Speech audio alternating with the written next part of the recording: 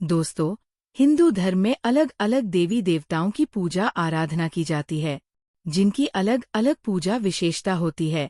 वहीं हिंदू धर्म में 3 प्रकार के देवताओं जैसे कुलदेवता, ग्राम देवता और इष्ट देवता की आराधना की जाती है। लेकिन कभी भी व्यक्ति ने ये जानने की कोशिश की है कि आखिर इन तीनों देवताओं में अंतर क्या है। कौन है कुलदेवता? हिंदू धर्म में हर परिवार का एक कुलदेव यानी कुलदेवता होते हैं, जो खासकर अपने वंश की रक्षा करते हैं। संस्कृति परंपरा के अनुसार कुलदेवता की पूजा की जाती है। किसी भी मनुष्य का शरीर वास्तव में वर्तमान अस्तित्व और पूर्वजों से प्राप्त हुआ है। व्यक्ति अपने आप को सुरक्षित कुलदेवता के आशीर्वाद से बनाए रखते हैं। कई ग्रंथों में कुलदेवी और कुलदेवता का उल्लेख किया गया है। साथ ही भारत का इतिहास में भी इसके उदाहरण पड़े हुए हैं, जहां राजाओं ने अपने कुलदेवी देवता के मंदिर बनवाते हैं। बता दें कि कुलदेवी और कुलदेवता शुभ और मांगलिक कार्य पर पूजा भी मांगते हैं। कौन है ग्राम देवता?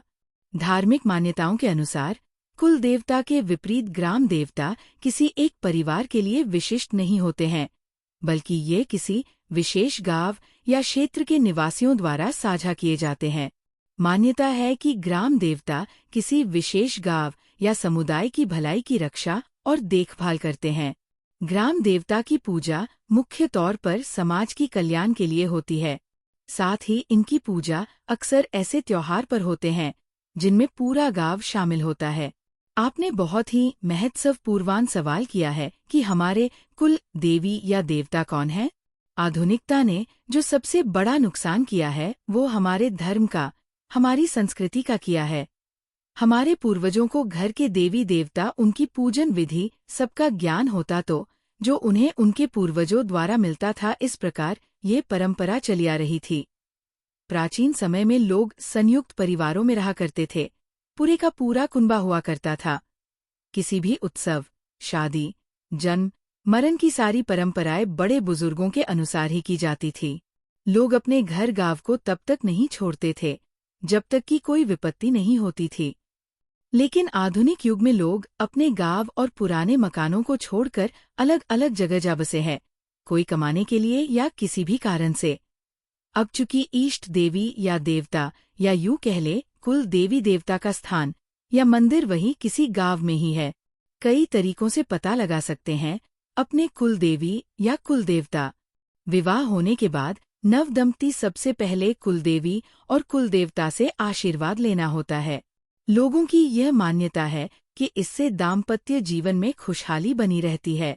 साथ ही यह भी कहा जाता है कि कुलदेवी या देवता की पूजा करने से व्यक्ति को कुंडली के अशुभ प्रभावों से मुक्ति मिल सकती है।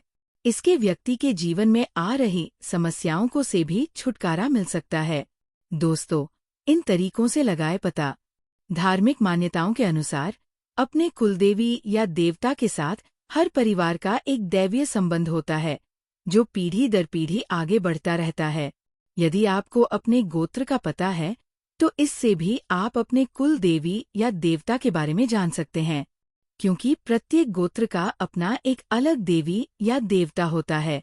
दोस्तों, यहाँ से मिल सकती है जानकारी।